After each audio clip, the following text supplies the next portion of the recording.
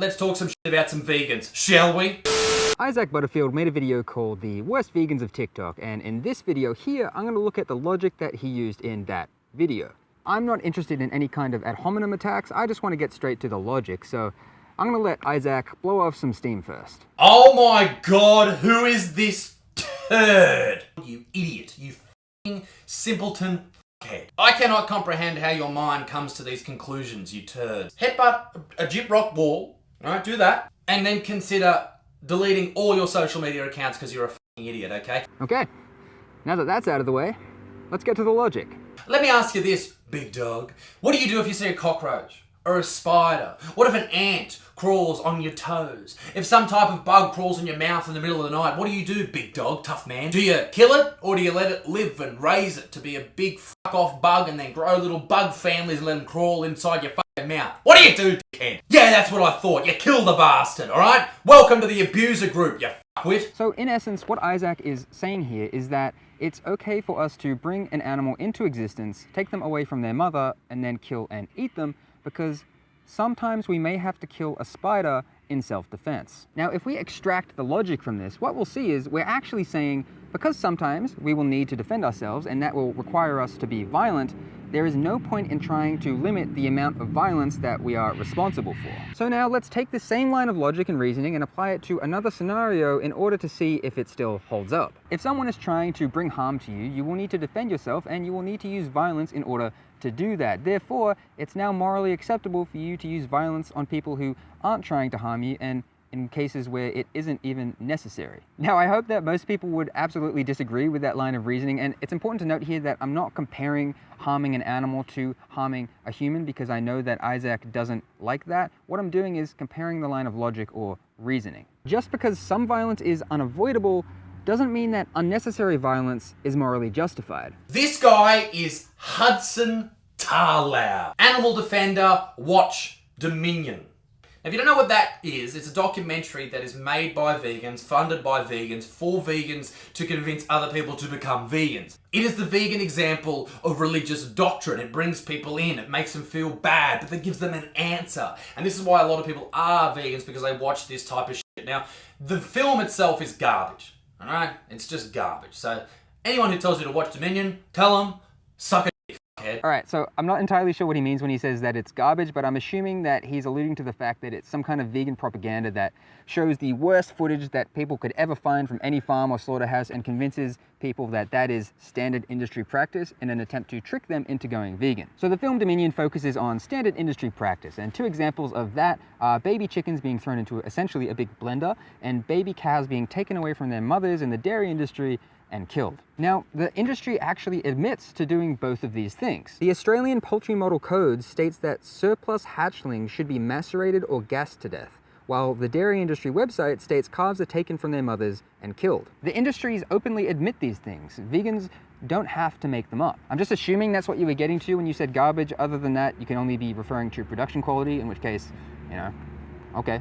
Plants are living. Alright, there are studies to show that some plants communicate with other plants, which means they have feelings. They have love in their hearts. They have belief, they have dreams. They probably dream about having beautiful plant sex with other plants and wake up and have wet little plant dreams. They've got little plant Tumblr accounts, and you filthy vegans go and take that away from them, you pigs! Alright, so I think that everyone knows that mowing your lawn and killing a cow is not the same thing, but hypothetically, if someone did believe that that was the exact same thing, then they'd be faced with an interesting philosophical dilemma. How do you live your life in the way that results in the least amount of plants dying, or the least amount of harm in general, I suppose? Surely it's a more moral thing to do to take the life of one single animal than to take the lives of thousands of plants to fulfill the needs of a vegan diet. When we first think about it, it seems like we have to choose between killing a cow or killing a lot of plants. It's either we take one life or we take many. However, when we take into consideration that the animals we eat need to eat much more plants than humans do because they are bigger and there are much more of them, the choice now becomes clear.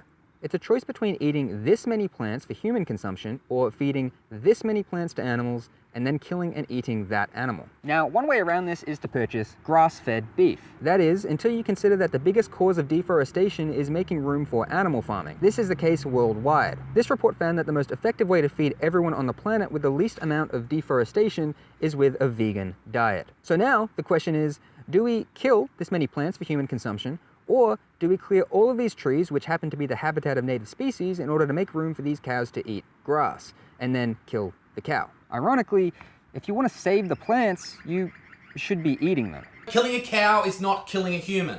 Cows are fucking idiots, alright? I was on a farm recently, and cows just stand there and just like, ugh. And they're delicious. What else are you going to do with them? Okay, I actually think this is a really interesting point.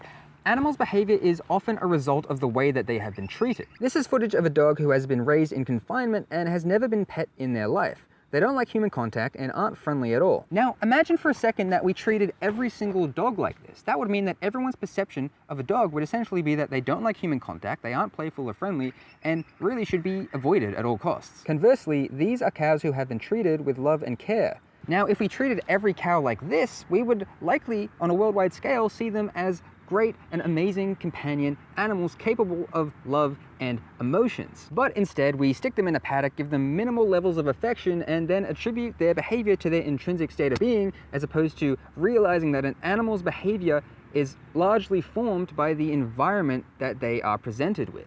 And even if you didn't agree with what I just said, you have to ask yourself one question, and that is the value of an animal's life defined by how useful they are to you, or by how much affection they show you? Or does their life have intrinsic meaning on its own? Honestly, if you're a vegan and you think this is so horrendous that we do this to little old animals, do yourself a favour.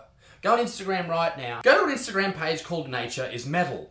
Their entire Instagram page is showcasing how fucked up animals are to each other.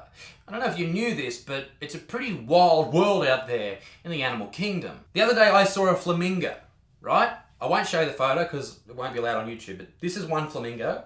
And here's the other one, right? And then there's a baby flamingo, yeah? This video showed the flamingo putting its fucking beak through the head of the other flamingo in front of the baby. That is the world we live in. This whole world that veggies this and veggies save that. If you're a part of the animal kingdom, it's fucked up. I saw a seagull try to eat a whole rat. A whole rat. A lion ate a buffalo that was still alive, asshole first. Asshole first. In the wild, if there are bears around where you are camping in the woods and you have your period as a female or male, hey, 2020, the bear will eat you vagina first. It attracts bears. This isn't a happy world we live in, alright? Stop pretending it is. Okay, so the logic here is essentially that because animals commit acts of cruelty to one another, we are then morally justified to commit unnecessary acts of violence onto them. Because a seagull ate a rat, we are morally justified to throw chickens into a blender. Because a bear will try to eat you if you go camping, we can take a baby cow away from their mother and then kill them, and then kill the mother as well. I think it's self-explanatory why saying animals do it, so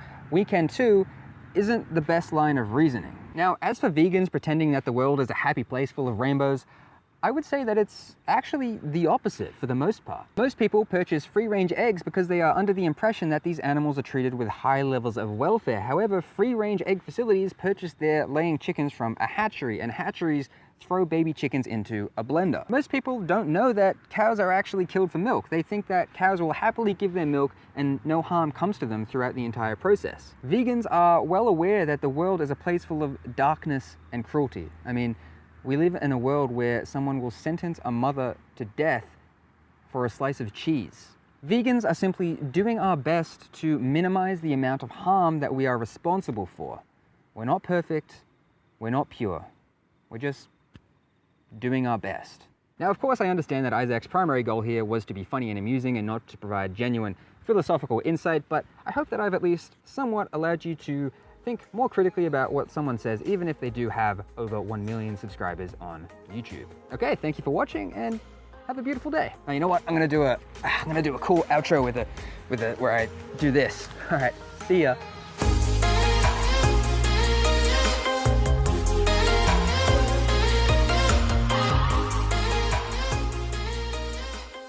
There's no point in attempting to limit the amount of violence.